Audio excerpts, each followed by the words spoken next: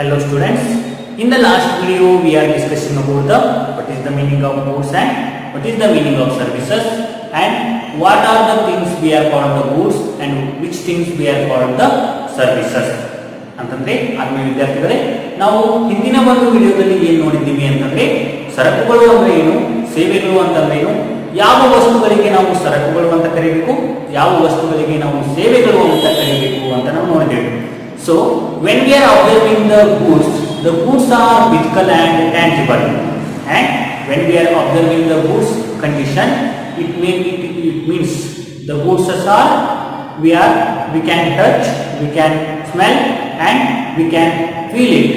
But when we are observing the services, we can't see the services and we can't smell the services, we can't touch the services, but we can feel it. These are the main features or a specialization of the goods and services. ಅಂತಂದ್ರೆ ನಾವು ಸರಕು ಮತ್ತು ಸೇವೆಗಳ ಎರಡರ ಒಂದು ವಿಶಿಷ್ಟತೆಯನ್ನು ನೋಡಿದಾಗ, ಅಂದ್ರೆ specialisation means ವಿಶಿಷ್ಟತೆಯನ್ನು ನೋಡಿದಾಗ ಏನಂತ ತೋರಿಸ್ತಿತ್ತು, ಸರಕುಗಳನ್ನು ನಾವು ಏನು ಮಾಡಬಹುದು, ಮುಟ್ಟಬಹುದಾಗಿತ್ತು, ವಾಸನೆ ಮಾಡಬಹುದಾಗಿತ್ತು ಮತ್ತು ಅವುಗಳನ್ನು ನಾವು ಏನು ಮಾಡಬಹುದಾಗಿತ್ತು, ಇವು ಎಲ್ಲಾ ಸರಕುಗಳು ಅಂತ ನಾವು ಅವುಗಳನ್ನ ಭಾವಿಸಿ ಹೇಳಬಹುದಾಗಿತ್ತು. ಆದ್ರೆ ಸೇವೆಗಳನ್ನ ನೋಡಿದಾಗ ಏನಾಗ್ತಾ ಇತ್ತು, ಸೇವೆಗಳನ್ನ ನಾವು ಯಾವುದೇ ರೀತಿಯಾಗಿ ಮುಟ್ಟೋದಕ್ಕಾಗ್ಲಿ, ನೋಡೋದಕ್ಕಾಗ್ಲಿ ಮತ್ತು ಅವುಗಳ ವಾಸಿಸೋದಕ್ಕಾಗ್ಲಿ ಅಂದ್ರೆ ವಾಸನೆ ತೆಗೆದುಕೊಳ್ಳೋದಕ್ಕಾಗ್ಲಿ ಆಗ್ತಾ ಇರಲಿಲ್ಲ. ಬಟ್ ಅವುಗಳನ್ನ ನಾವು ಏನ್ ಮಾಡಬಹುದಿತ್ತು, ಇವು ಸೇವೆಗಳು ಅಂತ ಅನುಭವಿಸಿದ ನಂತರ ಹೇಳ್ಬಹುದಾಗಿತ್ತು. Okay, but when we are observing the goods and services, every goods and services are purchasing through the help of money. ಅಂತಂದ್ರೆ ನಾವು ಮುಂದಿನ ದಿನ ಏನು ನೋಡಿದೀವಿ ಅಂತಂದ್ರೆ ಸರಕು ಮತ್ತು ಸೇವೆಗಳು ಅಂತಂದ್ರೆ ಏನು ಅಂತ ನೋಡಿದ್ವಲ್ಲ, ಆ ಪ್ರತಿಯೊಂದು ಸರಕು ಮತ್ತು ಸೇವೆಗಳು ಏನನ್ನ ಅವಲಂಬಿಸಿರ್ತಾವ ಅಥವಾ ಯಾವುದರ ಮೇಲೆ ನಿಂತಿರ್ತಾವ ಅಂತ ಹೇಳ್ತೀವಿ ಅಂತಂದ್ರೆ ಹಣವಾದ ಸಹಾಯದಿಂದ ಏನ್ ಮಾಡಬೇಕಾಗ್ತದ, ಅವುಗಳನ್ನ ಬಳಸಿಕೊಳ್ಳಬೇಕಾಗ್ತದ. It means when we are using the goods and services we can pay for the some level of money. ಅಂತಂದ್ರೆ ನಾವು ಯಾವುದೇ ರೀತಿಯಾದಂತಹ ಸರಕು ಮತ್ತು ಸೇವೆಗಳನ್ನ ಅನುಭವಿಸಬೇಕು ಅಂತಂದ್ರೆ ಬಳಸಿಕೊಳ್ಬೇಕು ಅನ್ಕೊಂಡಿದ್ದೀವಿ ಅಂತಂದ್ರೆ ನಾವು ಏನ್ ಮಾಡ್ಬೇಕಾಗ್ತದ, ಸ್ವಲ್ಪ ಪ್ರಮಾಣದ ಹಣವನ್ನ ಪಾವತಿ ಮಾಡಿ ಏನ್ ಮಾಡ್ಬೇಕಾಗ್ತದ, ಆ ಸರಕು ಮತ್ತು ಸೇವೆಗಳನ್ನ ಖರೀದಿಸಬೇಕಾಗ್ತದ ಅಥವಾ ತೆಗೆದುಕೊಳ್ಬೇಕಾಗ್ತದೆ ಅಂತ ನಾವು ಹೇಳ್ತೇವೆ. Here when we are observing our economics, when we are using the it means eating the goods ಅಂತಂದ್ರೆ ನಾವು ಏನಾದ್ರೂ ಸರಕುಗಳನ್ನ ತಿನ್ನಾಕತ್ತೀವಿ ಅಂತಂದ್ರೆ we are called the consuming. ನಾವು ಏನಂತ ಹೇಳ್ತೀವಿ ಅಂತಂದ್ರೆ ನಮ್ಮ ಎಕನಾಮಿಕ್ಸ್ ಒಳಗ ಏನಾದ್ರೂ ತಿನ್ನಾಕತ್ತೀವಿ ಅಂತಂದ್ರೆ ಏನಾದ್ರ ಅರ್ಥ, ನಾವು ತಿನ್ನಾಕತ್ತೀವಿ ಅಂತ ಹೇಳುದಿಲ್ಲ, ನಾವು ಅದನ್ನ ಏನಂತೀವಿ, ಅನುಭವಿಸ್ತೀವಿ ಅಂತ ಹೇಳ್ತೀವಿ. Means the consumer consuming the one banana, the consumer consuming the 2 breads, the consumer drinking the 1 liter of water, the consumer drinking the juices, etc.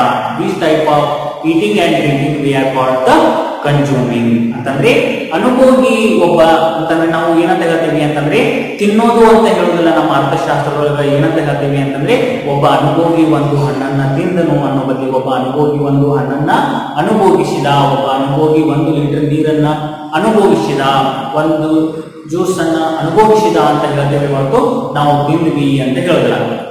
So ಯಾಕೆ ನಾ ಇದನ್ನ ಹೇಳಾಕತ್ತೀನಿ ಅಂತಂದ್ರೆ when we R observing the every goods and services we will be used through the help of money. ಅಂತಂದ್ರೆ ನಾವು ಯಾವುದೇ ರೀತಿಯಾದಂತಹ ಸರಕು ಮತ್ತು ಸೇವೆಗಳನ್ನ ನೋಡಿದಾಗ ಆ ಎಲ್ಲಾ ಸರಕು ಮತ್ತು ಸೇವೆಗಳಿಗೆ ನಾವು ಏನ್ ಮಾಡಬೇಕಾಗ್ತದ, ಹಣವನ್ನ ಪಾವತಿ ಮಾಡಬೇಕಾಗ್ತದ. So when we are observing the goods and services, where we are seeing the goods and services in our economy. ಹಾಗಾದ್ರೆ ನಾವು ಸರಕು ಮತ್ತು ಸೇವೆಗಳು ಅಂತ ಹೇಳ್ತೇವಲ್ಲ, ಆ ಸರಕು ಮತ್ತು ಸೇವೆಗಳನ್ನು ನಾವು ಯಾವ ರೀತಿಯಾಗಿ ನಮ್ಮ ಅರ್ಥಶಾಸ್ತ್ರದಲ್ಲಿ ನೋಡ್ತೇವೆ ಅಂತ ಹೇಳ್ತೀವಿ ಅಂತಂದ್ರೆ when we are observing our economics, we are classified into the 2 cases. Means the activities are classified into the 2 cases. One is economic activities and another one is non-economic activities. ಅಂತಂದ್ರೆ ನಾವು ನಮ್ಮ ಅರ್ಥಶಾಸ್ತ್ರದೊಳಗ 2 ರೀತಿಯಾದಂತಹ ಚಟುವಟಿಕೆಗಳನ್ನ ಹೇಳ್ತೀವಿ.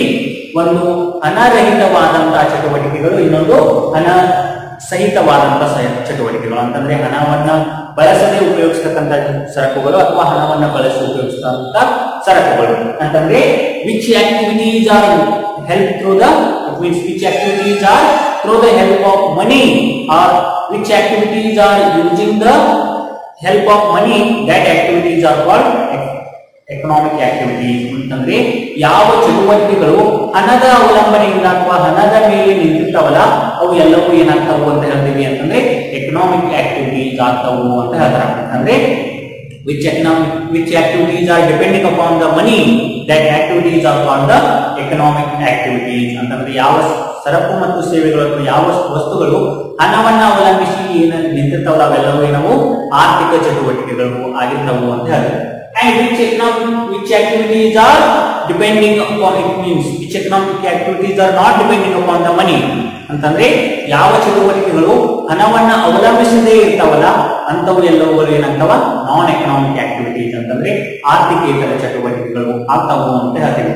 So when we R observing the economic activities, ನಾವು ಆರ್ಥಿಕ ಚಟುವಟಿಕೆಗಳನ್ನ ನೋಡಿದಾಗ we are generally seen in the 3 main features.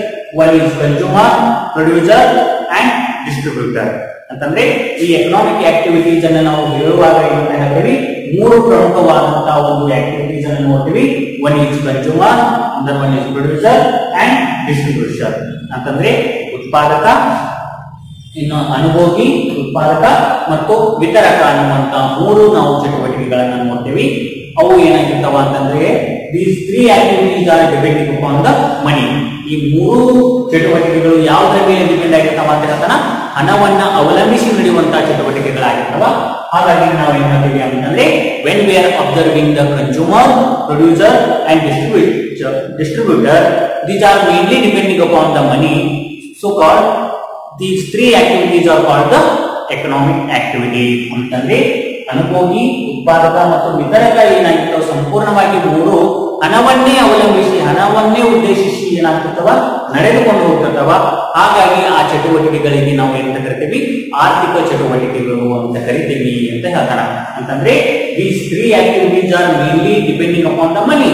ಈ 3 activities ಗಳು ಯಾವುದರ ಮೇಲೇನೆ ನಡೀತಾವ ಅಂತ ಹೇಳ್ತೀವಿ, ಹಣವನ್ನೇ ಉದ್ದೇಶಿಸಿ ಅಥವಾ ಹಣವನ್ನೇ ಅವಲಂಬಿಸಿ ನಡೆಯೋದ್ರಿಂದ ಇವುಗಳಿಗೆ ನಾವು ಏನಂತ ಕರಿತೀವಿ, ಎಕನಾಮಿಕ್ ಆಕ್ಟಿವಿಟೀಸ್ ಅಂತ ಕರಿತೀವಿ ಅಂತ ಹೇಳ್ತಾರೆ. So when we are observing the consumer, ಹಾಗಾದ್ರೆ ಕನ್ಸ್ಯೂಮರ್ ಅಂತಂದ್ರೆ ಏನು ಅಂತ ಹೇಳ್ತೀವಿ ಅಂತಂದ್ರೆ generally we are called when we are consuming the goods and services. ಯಾವಾಗ ನೀವು ಸರಕು ಮತ್ತು ಸೇವೆಗಳನ್ನ ಅನುಭವಿಸ್ತಿರಲ್ಲ, we are called the consumer. It means when we are consuming the goods and services your own purposes, that is called a consumer. ಅಂತಂದ್ರೆ ಅನುಭೋಗಿ ಅಂತಂದ್ರೇನು, ಸರಕು ಮತ್ತು ಸೇವೆಗಳನ್ನ ಯಾರು ಅನುಭವಿಸ್ತಾರ ಅಥವಾ ನೀವು ಸರಕು ಮತ್ತು ಸೇವೆಗಳನ್ನ ಅನುಭವಿಸಿದ್ರಿ ಅಂತಂದ್ರೆ ನಿಮಗ ನಾವು ಏನಂತ ಕರಿತೀವಿ, ಅನುಭೋಗಿ ಅಂತ ಕರಿತೀವಿ ಅಂತ ಹೇಳ್ತಾರೆ. ಅಥವಾ ಇದನ್ನ ಏನ್ ಹೇಳ್ಬೋದು ಅಂತಂದ್ರೆ the act of using goods and services to satisfy our wants. The act of using goods and services to satisfy our want. When we are satisfying our want, using the help of goods and services, we are called the consumer. ಅಂತಂದ್ರೆ ಯಾವಾಗ ಸರಕು ಮತ್ತು ಸೇವೆಗಳನ್ನ ಬಳಸಿಕೊಂಡು ನಮ್ಮ ಬಯಕೆಗಳನ್ನ ತೃಪ್ತಿಪಡಿಸಿಕೊಳ್ತಾರಲ್ಲ ಅವರಿಗೆ ನಾವು ಏನಂತ ಕರಿತೀವಿ, ಅನುಭೋಗಿಗಳು. ಹೌದಲ್ಲ? It means every individual has want. ಅಂತಂದ್ರೆ ಪ್ರತಿಯೊಬ್ಬ ವ್ಯಕ್ತಿಗೂ ತನ್ನದೇ ಆದಂತ ಬಯಕೆಗಳಿರ್ತಾವ. ಆ ಬಯಕೆಗಳನ್ನ ಏನೆಲ್ಲ ತೃಪ್ತಿಪಡಿಸ್ಕೊತಾರಲ್ಲ ಅವನಿಗೆ ನಾವು ಏನಂತ ಕರಿತೀವಿ, ಅನುಭೋಗಿ ಅಂತ ಕರಿತೀವಿ. So here we are observing the satisfy of wants. ಅಂತಂದ್ರೆ ನಾವು ಇಲ್ಲಿ ಒಂದು ಏನ್ ನೋಡ್ತೀವಿ ಅಂತಂದ್ರೆ ನಮ್ಮ ಬಯಕೆಗಳನ್ನ ತೃಪ್ತಿಪಡಿಸಿಕೊಳ್ಳಬೇಕು ಅನ್ನುವಂಥದ್ದನ್ನ ನೋಡ್ತೀವಿ. So when we are using the goods and services, we are pay for the some level of amount of the money. ಅಂತಂದ್ರೆ ನಾವು ಯಾವಾಗ ಈ ಸರಕು ಮತ್ತು ಸೇವೆಗಳನ್ನ ಬಳಸ್ಕೊಳ್ತೇವಲ್ಲ ಅಂತಂದ್ರೆ ಗೂಡ್ಸ್ ಅಂಡ್ ಸರ್ವಿಸಸ್ ಗಳನ್ನ ನಮ್ಮ ಸ್ಯಾಟಿಸ್ಫೈಗೋಸ್ಕರ ಏನು use ಮಾಡ್ಕೊಳ್ತೇವಲ್ಲ, we will be pay for the some level of amount. ಅಂತಂದ್ರೆ when we are observing the roadside bakery, ನಾ ಈಗ ರೋಡ್ ಸೈಡ್ ಅಲ್ಲಿ ಇರ್ತಕ್ಕಂಥ ಬೇಕರಿಗಳನ್ನ ನೋಡಿದಾಗ ಅಲ್ಲಿ ಏನಾಗ್ತದ, ಆ ಬೇಕರಿಯನ್ನು ನೋಡಿದಾಗ ನನಗೆ ಏನ್ ಅನಿಸ್ತೈತಿ, we are consuming the some sweets. ನಾ ಏನ್ ಮಾಡ್ಬೇಕು ಅನ್ಕೊಂಡಿನಿ, ಕೆಲವೊಂದಿಷ್ಟು ಸ್ವೀಟ್ ಗಳನ್ನ ಅನುಭವಿಸ್ಬೇಕು ಅನ್ಕೊಂಡಿನಿ. But we will be pay for the some level of amount to consuming the sweets. ಅಂತಂದ್ರೆ ಯಾವಾಗ ನಾನು ಆ ಸ್ವೀಟ್ ಗಳನ್ನ ಅನುಭವಿಸ್ಬೇಕಂತೀನಲ್ಲ ಅವಾಗ ನಾ ಏನ್ ಮಾಡ್ಬೇಕಾಗ್ತದ, ಅದಕ್ಕೆ ಹಣವನ್ನ ಪಾವತಿಸಬೇಕಾಗ್ತದ. ಹಾಗಾಗಿ ಏನಂತ ಹೇಳ್ತೀವಿ ಅಂತಂದ್ರೆ consuming and consumers of the economic activities. ಏನ್ ಹಣದ ಸಹಾಯದಿಂದಲೇ ನಡೀತದೆ ಇಲ್ಲ, ಹಾಗಾಗಿ ನಾವು ಅದಕ್ಕೆ ಏನಂತ ಕರಿತೀವಿ, ಎಕನಾಮಿಕ್ ಆಕ್ಟಿವಿಟೀಸ್ ಅಂತ ಕರಿತೀವಿ. ಹಾಗಾಗಿ consumer is one of the economic activities person ಅಂತ ಹೇಳ್ತೀವಿ. And second one producer. ಹಾಗಾದ್ರೆ ಪ್ರೊಡ್ಯೂಸರ್ ಅಂತಂದ್ರೆ ಏನು ಅಂತ ಹೇಳ್ತೀವಿ ಅಂತಂದ್ರೆ, when we are see the and when we are observing the goods and services, the goods and services are mainly made up of the producers. ಅಂತಂದ್ರೆ ಪ್ರತಿಯೊಂದು ಸರಕು ಮತ್ತು ಸೇವೆಗಳನ್ನು ನೋಡಿದಾಗ ಆ ಸರಕು ಮತ್ತು ಸೇವೆಗಳನ್ನು ಯಾರಾದರೂ ತಯಾರಿಸಬೇಕಲ್ಲ, ಅವರಿಗೆ ನಾವು ಏನಂತ ಕರಿತೀವಿ, ಉತ್ಪಾದಕರು ಅಂತ ಕರಿತೀವಿ ಅಂತ ಹೇಳ್ತಾರೆ. ಅಂತಂದ್ರೆ when you are producing the goods and services, when you are producing the goods and services, you are called a producer. Generally, when we are observing the definition of producer, when you are producing a goods and services, you are called a producer. But when we are observing the some definition, the process of making goods and services is called producer. The process of making goods and services, we are called the producers. It means who are producing the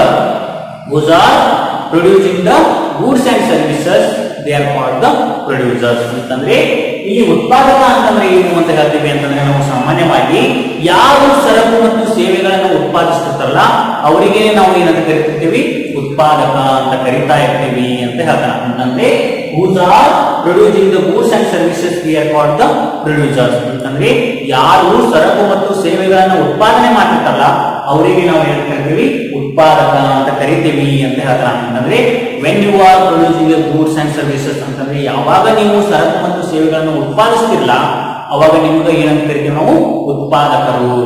ಒಂದ್ ವೇಳೆ ನೀವು ಏನಾದ್ರೂ ಸರಕು ಮತ್ತು ಸೇವೆಗಳನ್ನು ಉತ್ಪಾದಿಸ್ತಿದ್ರಿ ಅಂತಂದ್ರೆ ನಿಮ್ಮನ್ನ ನಾವು ಏನಂತ ಕರಿತೀವಿ, ಉತ್ಪಾದಕರು ಅಂತ ಕರಿತೀವಿ ಅಂತ ಹೇಳ್ತೀವಿ. It means when we are observing the process of making of goods and services, the process of making of goods and services are also utilized at some level of promoters. That way the producer also economic activities person. ಅಂತಂದ್ರೆ ಇಲ್ಲಿ ಉತ್ಪಾದಕ ಅನ್ನುವಂತ ಅಂದ್ರೆ ಸರಕು ಮತ್ತು ಸೇವೆಗಳನ್ನು ಉತ್ಪಾದಿಸಬೇಕಾಗಿತ್ತು ಅಂತಂದ್ರೆ ನಾವು ಏನ್ ಮಾಡ್ಬೇಕಾಗ್ತದ, ಹಣವನ್ನ ಖರ್ಚು ಮಾಡಬೇಕಾಗ್ತದ. ಆ ಹಣವನ್ನ ಖರ್ಚು ಮಾಡೋದ್ರಿಂದಲೇ ಏನಾಗಿರ್ತದ, ಇದು ಸಂಪೂರ್ಣವಾಗಿ ಹಣವನ್ನ ಅವಲಂಬಿಸಿ ನಡೆಯುವಂತಹ ಚಟುವಟಿಕೆ ಆಗಿರ್ತೈತಿ. ಹಾಗಾಗಿ ನಾವು ಇದಕ್ಕೂ ಸಹ ಏನಂತ ಕರಿತೀವಿ, ಎಕನಾಮಿಕ್ ಆಕ್ಟಿವಿಟೀಸ್ ಅಂತ ಕರಿತೀವಿ ಅಂತ ಹೇಳ್ತಾರೆ. And third one, distributor. Distributor means when we are observing the factors of production. ನಿಮ್ಗೆ ಮುಂದೆ ಬರ್ತದ ಏನಂತ ಹೇಳ್ತೀವಿ ಅಂತಂದ್ರೆ, we are studying in the next syllabus. ಅಂತಂದ್ರೆ ನಿಮ್ಮ ಸಿಲೆಬಸ್ ಸ್ಟಾರ್ಟ್ ಆದಾಗ ನಾವು ಹೇಳ್ತೀವಿ ಫ್ಯಾಕ್ಟರ್ಸ್ ಆಫ್ ಪ್ರೊಡಕ್ಷನ್ ಅಂತಂದ್ರೆ ಏನಂತ ಹೇಳ್ತೀವಿ ಅಂತಂದ್ರೆ, land, labour, capital and organization or organizer ಅಂತ ಏನ್ ಹೇಳ್ತೀವಲ್ಲ, organization, these are the factors of production. ಏನು ಭೂಮಿ, ಶ್ರಮ, ಬಂಡವಾಳ ಮತ್ತು ಸಂಘಟನೆ ಕಾರಣ ಅಂತ ಏನು 4 ವಿಭಾಗಗಳನ್ನು ಮಾತ್ರ ನಾವು ಯಾವ ಉತ್ಪಾದನಾ ಅಂಗಗಳು ಅಥವಾ ಉತ್ಪಾದನಾ ಚಟುವಟಿಕೆಗಳು ಅಂತ ಹೇಳ್ತೀವಿ. When we are observing the distributor, the distributors are distribute the 4 factors of production to the return. ಅಂತಂದ್ರೆ ವಿತರಣೆ ಅಂತಂದ್ರೆ ಏನಂತ ಹೇಳ್ತೀವಿ ಅಂತಂದ್ರೆ, ಈಗೇನು ಉತ್ಪಾದನಾಂಗಗಳಿಗೆ ಏನು ಪಾವತಿಯನ್ನ ಮಾಡ್ತೀವಲ್ಲ ಅದ ಏನಾಗಿರ್ತದ, ವಿತರಣೆ ಆಗಿರ್ತದ. It means land we distribute the rent. ನಾವು ಲ್ಯಾಂಡಿಗೆ ಏನನ್ನ ಕೊಡ್ತೀವಿ, ರೆಂಟ್ ಅನ್ನ ಕೊಡ್ತೀವಿ. ಲೇಬರ್ಗೆ ನಾವು ಏನ್ ಮಾಡ್ತೀವಿ, ವೇಜಸ್ ಅನ್ನ ಕೊಡ್ತೀವಿ. ಕ್ಯಾಪಿಟಲ್ಗೆ ನಾವು ಏನನ್ನ ಮಾಡ್ತೀವಿ, ಇಂಟ್ರೆಸ್ಟ್ ಅನ್ನ ಪೇ ಮಾಡ್ತೀವಿ. ಆರ್ಗನೈಸರ್ಗೆ ಏನ್ ಮಾಡ್ತೀವಿ, ನಾವು ಪ್ರಾಫಿಟ್ ಅನ್ನ ಬಳಸ್ಕೊತೀವಿ. ಅಂತಂದ್ರೆ ಈ ರೀತಿ 4 ಡಿಸ್ಟ್ರಿಬ್ಯೂಷನ್ ಮಾಡೋದೇ ಏನಾಗಿರ್ತದ, ಡಿಸ್ಟ್ರಿಬ್ಯೂಟರ್ ಕರ್ತವ್ಯ ಆಗಿರ್ತದ. But when we R observing the distributor, these goods and services are made available to us at our place through transporters, traders and shopkeepers who are called the distributors. So when we are observing the process of, it means making of goods and services, producing the goods and services, that goods and services are transferred to the service to the transporters, traders, shopkeepers and etc. That type of work we are called the distributors work. Alright, that type of works we are called the distribution. ಅಂತಂದ್ರೆ ಈ ವಿತರಣೆ ಅಂತಂದ್ರೆ ಏನು ಅಂತ ಹೇಳ್ತೀವಿ ಅಂತಂದ್ರೆ, ಉತ್ಪಾದಿಸಿದಂತಹ ಸರಕು ಮತ್ತು ಸೇವೆಗಳನ್ನ ಅಂಗಡಿಕಾರರಿಗಾಗಿರ್ಬೋದು, ವ್ಯಾಪಾರಿಗಳಿಗಾಗಿರ್ಬೋದು, ಖರೀದಿದಾರರಿಗೆ ಏನು ವಿತರಣೆ ಮಾಡ್ತೀವಲ್ಲ ಅಂತ ಅಥವಾ ತಲುಪಿಸ್ತೇವಲ್ಲ ಅಂತದಕ್ಕನ್ನ ನಾವೇನು ಕರಿತೀವಿ, ವಿತರಣೆ ಅಂತ ಕರಿತೀವಿ ಅಂತ ಹೇಳ್ತೀವಿ. It means when we are producing the goods and services, that goods and services to hand over to the shopkeeper, that is called a distribution. ಅಂತಂದ್ರೆ ನಾನು ಉತ್ಪಾದಿಸಿದಂತಹ ಸರಕು ಮತ್ತು ಸೇವೆಗಳನ್ನ ಅಂಗಡಿಕಾರನಿಗೆ ತಲುಪಿಸಾಕತ್ತೀನಿ ಅಂತಂದ್ರೆ ಏನದರ ಅರ್ಥ, that is called a distribution. ಅದ ಏನಾಗಿರ್ತದ, ವಿತರಣೆ ಆಗಿರ್ತದ. Suppose when we are observing the trade cycle, ನಾನು ಏನು ಒಂದು ಟ್ರೇಡ್ ಅಂತಂದ್ರೆ ವ್ಯಾಪಾರದ ಚಕ್ರವನ್ನ ನೋಡ್ತೇವಲ್ಲ, ವ್ಯಾಪಾರಿಗಳಿಗೆ ನಾವು ಏನು ಗೂಡ್ಸ್ ಅಂಡ್ ಸರ್ವಿಸಸ್ ಗಳನ್ನ ಹ್ಯಾಂಡ್ ಓವರ್ ಮಾಡ್ತೀವಲ್ಲ, that is also called the distribution. It means when we are transfer to our producing goods and services to another person, that is called the distribution. ಅಂತಂದ್ರೆ ಯಾವಾಗ ಒಬ್ಬ ವ್ಯಕ್ತಿ ಉತ್ಪಾದಿಸಿದಂತಹ ಸರಕುಗಳನ್ನ ವಿವಿಧ ಒಂದು ವಲಯಗಳಿಗೆ ಅಥವಾ ವಿವಿಧ ರೀತಿಯಾಗಿ ತಲುಪಿಸ್ತಲ್ಲ, ಅದ ಏನಾಗಿರ್ತದ, ವಿತರಣೆ ಆಗಿರ್ತೈತಿ ಅಂತ ಹೇಳ್ತೇವೆ. These are the main 3 economic activities. ಈ ಮೂರುಗಳು ಏನದವ, ನಮ್ಮ ಆರ್ಥಿಕ ಚಟುವಟಿಕೆಗಳು ಆಗ್ಯಾವ. ಇನ್ನು when we R observing the non economic activities are not depending upon the money. ಅಂತಂದ್ರೆ ನಾವು ಆರ್ಥಿಕೇತರ ಚಟುವಟಿಕೆಗಳು ಅಂತಂದ್ರೆ ಏನ್ ಹೇಳ್ತೀವಿ, ಹಣವನ್ನ ಅವಲಂಬಿಸದೇ ಇರ್ತಕ್ಕಂಥ ಚಟುವಟಿಕೆಗಳು ಅಂತ ಹೇಳ್ತೀವಿ. ಫಾರ್ ಎಕ್ಸಾಂಪಲ್ ರಾಬರಿ, ಕಳ್ಳತನ, ಅದು ಏನದು ನಾನ್ ಎಕನಾಮಿಕ್ ಆಕ್ಟಿವಿಟಿ. ಯಾಕಂತಂದ್ರೆ ನಾನು ಕಳ್ಳತನ ಮಾಡೋದಕ್ಕೆ ಯಾವುದೇ ರೀತಿಯಾದಂತಹ ಹಣ ಬೇಕಾಗಿಲ್ಲ, ಅದನ್ನ ನಾ ಎಲ್ಲಿ ಬೇಕಾದ್ರೂ ಮಾಡ್ಬೋದು. ಹಾಗಾಗಿ ಅಂತ ಏನು ಇಲ್ಲಿಗಲ್ ಆಕ್ಟಿವಿಟೀಸ್ ಇರ್ತಾವಲ್ಲ, these are called the non economic activities. ಏನು ಇಲ್ಲಿಗಲ್ ಆಕ್ಟಿವಿಟೀಸ್ ಆಗಿರ್ಬೋದು, ಸಪೋಸ್ ಸಮ್ ಸರ್ವಿಸಸ್, ಕೆಲವೊಂದಿಷ್ಟು ಸರ್ವಿಸಸ್ ಗಳನ್ನ ಫ್ರೀ ಆಗಿ ಏನ್ ಕೊಟ್ಟಿರ್ತಾರಲ್ಲ, ಅವು ಎಲ್ಲವುಗಳು ಏನಾಗ್ತಿರ್ತಾವ, ನಾನ್ ಎಕನಾಮಿಕ್ ಆಕ್ಟಿವಿಟೀಸ್ ಆಗ್ತಿರ್ತಾವು ಅಂತ ನಾವು ಹೇಳ್ತೇವೆ. ಓಕೆ.